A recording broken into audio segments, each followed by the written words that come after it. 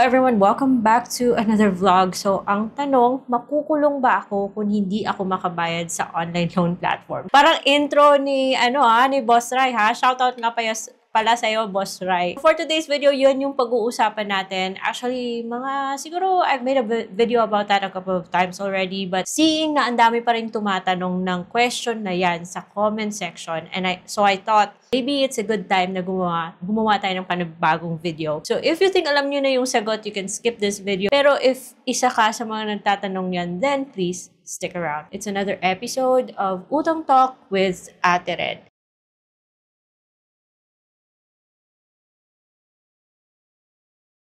Welcome back to my channel. It's Ate Red here. And every Friday, ginagawa natin yung mga videos like this. Ina-address natin yung mga other questions that have anything to do with OLA, not just one particular OLA. So, ito nga yung undying question, kung makukulong ba ako kapag hindi ako makabayad sa OLA. Na yung video na to will only revolve around OLA. So, kung yung issue mo is yung utang mo sa kapitbahay mo, na umissue ka ng cheque, basta hindi OLA, then this video probably is not what you're looking for.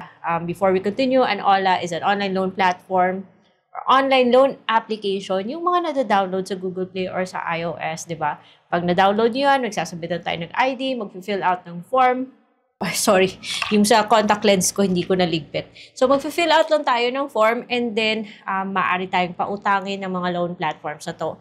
And because of many other issues such as napakataas ng interest, unfair yung pag-remind nila sa atin na meron tayong babayaran, unfair yung mga kinakaltas nila, ilan-ilan na hindi po makabayad kaya nasi-stress. Another reminder guys, yung video na to ay hindi para i-konsinte yung mga habitual ng umuutang at hindi nagbabayad sa mga OLA. But rather, yung goal ko dito is ma-alleviate yung stress na pinagdadaanan ng mga kababayan natin na medyo kailangan ng additional information para naman makapagpatuloy sila sa kanilang mga daily activities na hindi stress sa mga OLA. Kung hindi po kayo subscribe sa channel, please subscribe to my channel because ito po yung mga topics natin. So, doon na tayo sa main nating topic. Kukulong ka ba kung hindi ka makabayad sa online loan platform or sa OLA? Uulitin ko ha, OLA, online loan platform. Hindi utang sa kapitbahay, hindi utang sa kung sino-sino lang tao nagpapautang, hindi utang sa bangko, hindi utang sa isang malaking financial institution, but rather OLA lang. Hindi ka makukulong kung hindi ka makabayad sa OLA. According sa batas natin, no person shall be imprisoned simply because hindi makabayad. But guys, hindi po ako abogado, hindi po ako financial advisor. Ito yung videos, yung i-share ko dito is just based on the knowledge na nag-gather ko after all these years na we've been talking about OLA in this channel. So, hindi ka makukulong kung hindi ka makabayad sa utang.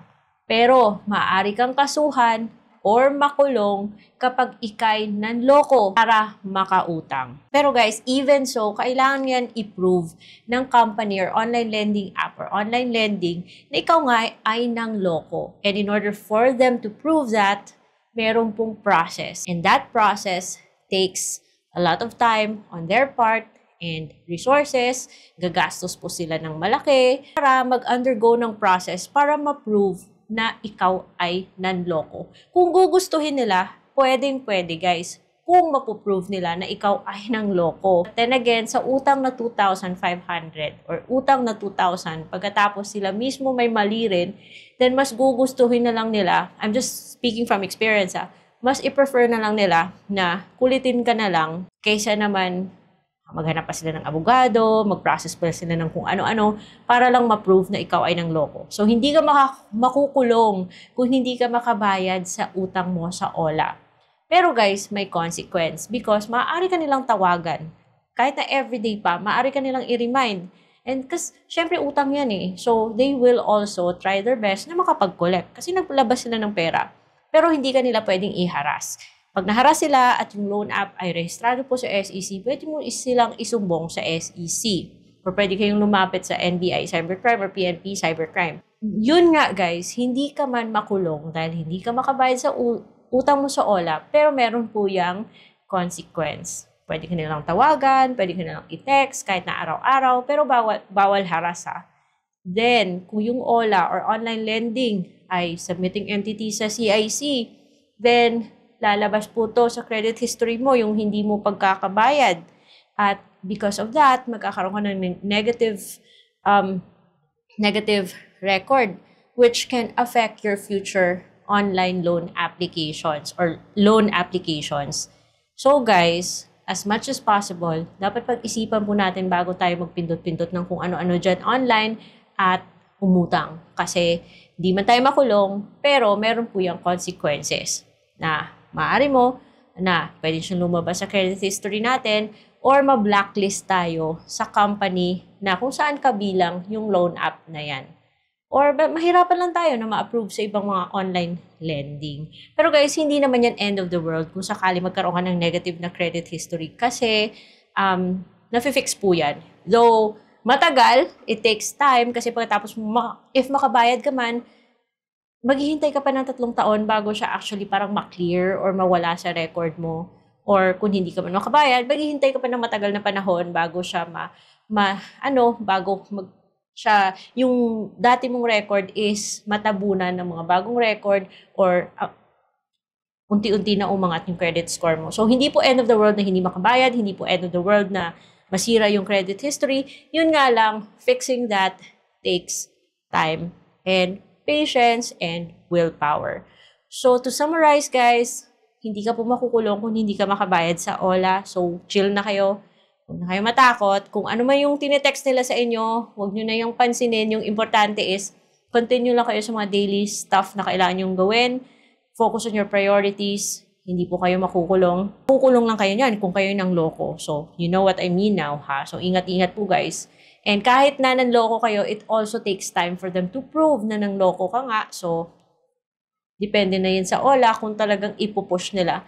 Pero just because hindi ka makabayad dahil nawala ng trabaho, nagkasakit, hindi po yan reason para makulong kayo.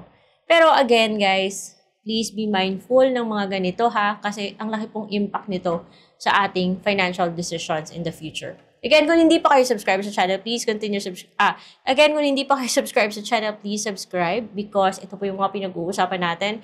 And kung kayo naghahanap ng mga online loan platforms na pwede niyong subukan, pwede niyong lapitan, you can check this playlist. Ito po yung mga loan apps na legit.